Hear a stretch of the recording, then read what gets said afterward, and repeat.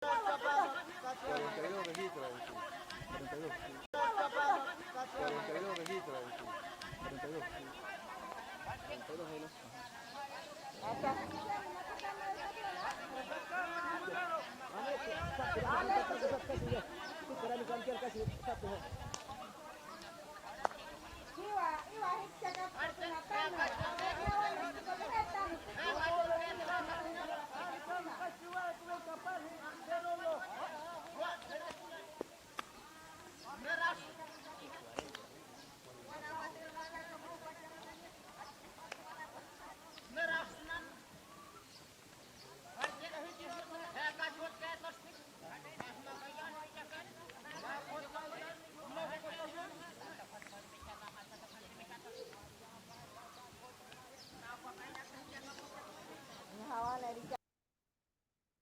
Morning all. Every now and then I'd like to do what I call a deep dive into the phrase or the Bible or the verse that we're actually looking at this week. This week's one, of course, is every tongue, every tribe, every nation.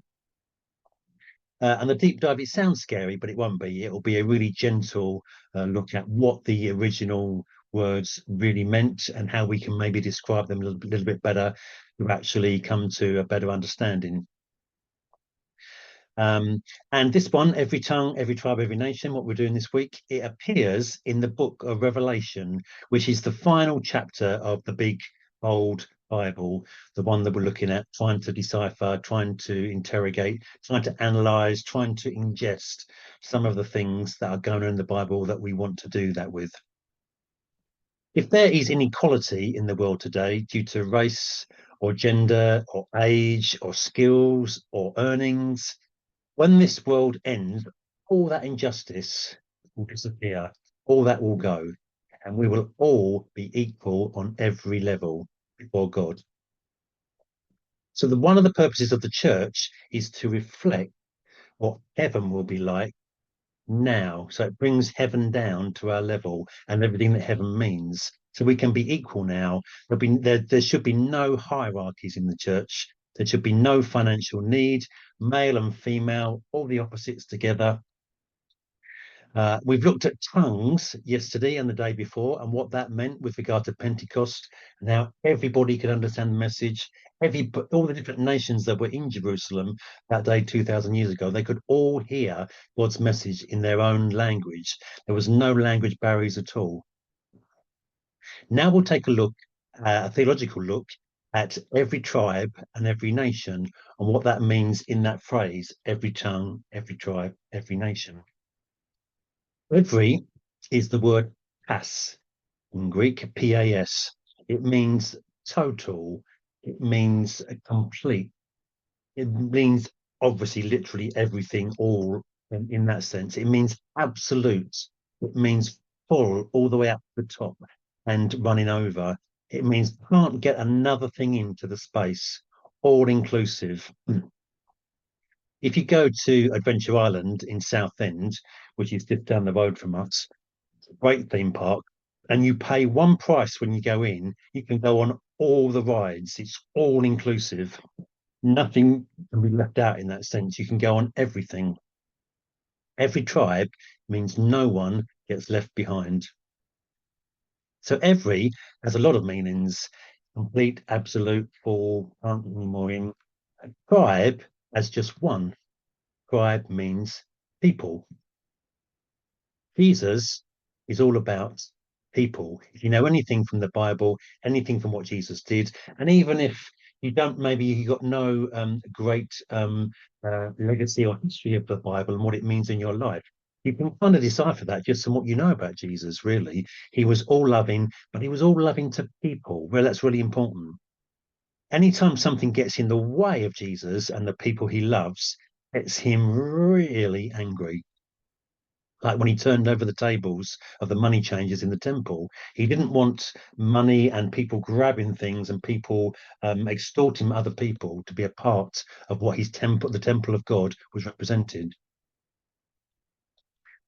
Tribe is the Greek word phyle, P-H-Y-L-E, which means people. People is the Greek word laos, which mean people of God. So it goes that stage further. It's not just a tribe you see, in the outback somewhere in the Amazon, as you saw at the front of this video.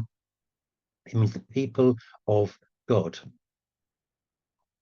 So Jesus doesn't want anything between him and his people, because the people are of God. Tribe means people. People means laos. Laos means people of God. People are of God. They belong to him. It's their rightful place to be part of God. All the way back to Adam and Eve. When Adam and Eve did things they shouldn't have done, before that, there was no interruption. There was no barriers between Adam and Eve and God. They were of God. They belonged to him.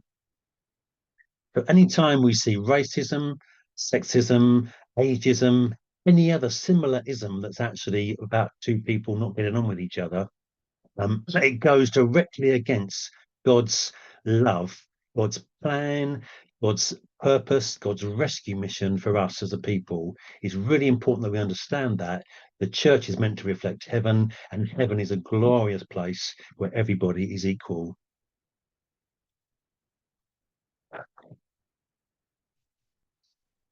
And finally, look at the word nation. We've had every tongue, every tribe, every people, and now every nation. It particularly brings that out in the New International Version of the Bible.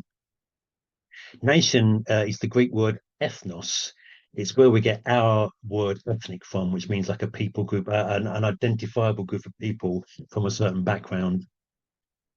It basically means every people group other than Israel and the Jews. So John here, it was John the writer of this book, of this letter.